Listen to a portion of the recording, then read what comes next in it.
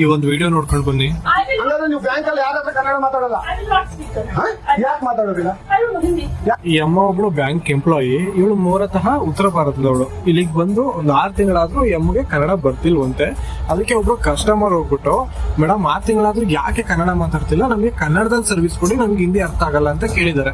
ಈ ಅಮ್ಮ ಇದನ್ನ ಒಳ್ಳೆ ರೀತಿಯಲ್ಲಿ ಹೇಳ್ಬೋದಿತ್ತು. ಸರ್, ನಾನು ಹೊಸದಾಗಿ ಬಂದಿದ್ದೀನಿ, ನಿಧಾನವಾಗಿ ಕನ್ನಡ ಕಲಿತಾ ಇದ್ದೀನಿ, ಮುಂದೆ ಕಲಿತೀನಿ ಅಂತ ಒಂದು ಒಳ್ಳೆ ರೀತಿಯಲ್ಲಿ ಹೇಳಿದ್ರೆ ಇದೆಲ್ಲ ಆಗ್ತಾ ಇರ್ಲಿಲ್ಲ. ಇನ್ನು ಇವ್ರುಗಳಿರೋ ಕಡೆ ಸಿಕ್ಕಾಪಟ್ಟೆ ಏರ್ ಪೊಲ್ಯೂಷನ್, ಅಲ್ಲಿ ಉಸಿರಾಡಿದ್ರು ಕಷ್ಟ, ಉಸಿರಾಡದೇ ಇದ್ರು ಕಷ್ಟ. ಇನ್ನು ಕುಡಿಯೋದಕ್ಕೆ ಒಳ್ಳೆ ನೀರು ಕೂಡ ಸಿಗೋದಿಲ್ಲ. ಅಲ್ಲಿರೋ ಸಣ್ಣ ಪುಟ್ಟ ನದಿಗಳಲ್ಲೆಲ್ಲ ಕೊಳತು ಹೋಗ್ಬಿಟ್ಟು ಹುಳಗಳು ಓಡಾಡುತ್ತೆ. ಇನ್ನು ನಮ್ಮ ಕರ್ನಾಟಕದ ತರ ಒಳ್ಳೆ ಬೆಳೆ ಬೆಳೆಯೋದಕ್ಕೆ ಒಳ್ಳೆ ಭೂಮಿ ಕೂಡ ಇಲ್ಲ. ಸಿಕ್ಕಾಪಟ್ಟೆ ಬಿಸಿಲು, ಗ್ಲೋಬಲ್ ವಾರ್ಮಿಂಗ್. ಇನ್ನು ಈ ನಾರ್ತ್ ಇಂಡಿಯಾದಲ್ಲಿ ಟ್ರೈನ್ ಗಳು ನೋಡ್ಬೇಕು, ಲಿಟ್ರಲಿ ಕೈ ತೊಳೆಯೋ ಜಾಗದಲ್ಲಿ ಕಕ್ಕ ಮಾಡಿರ್ತಾರೆ, ಸೀಟ್ ಮೇಲೆಲ್ಲ ಉಚ್ಚ ಒಯ್ದಿರ್ತಾರೆ. ಇನ್ನು ಅಲ್ಲಿನ ಜನಗಳ ನಡವಳಿಕೆ ನೋಡೋದಾದ್ರೆ ಯಾರ ಜೊತೆ ಹೆಂಗ್ ಮಾತಾಡ್ಬೇಕು ಅನ್ನೋದು ಮೊದಲೇ ಗೊತ್ತಿಲ್ಲ. 50-100 ರೂಪಾಯಿಗೋಸ್ಕರ ಒಬ್ರನ್ನೊಬ್ರು ಕೊಲೆ ಮಾಡಿಸೋದಕ್ಕೂ ಹೇಳ್ಸಲ್ಲ. ಇನ್ನು ಈ ಉತ್ತರ ಭಾರತದ ಜೆನ್ಜಿ ಕಿಡ್ಗಳು ಬೆಂಗಳೂರಿಗೆ ಬಂದು ಇಲ್ಲಿರೋ ನವ ಯುವಕರನ್ನ, ಅವರ ಭವಿಷ್ಯನ ಹಾಳು ಮಾಡಿ ಬಿಸಾಕ್ತಾ ಇದ್ದಾರೆ.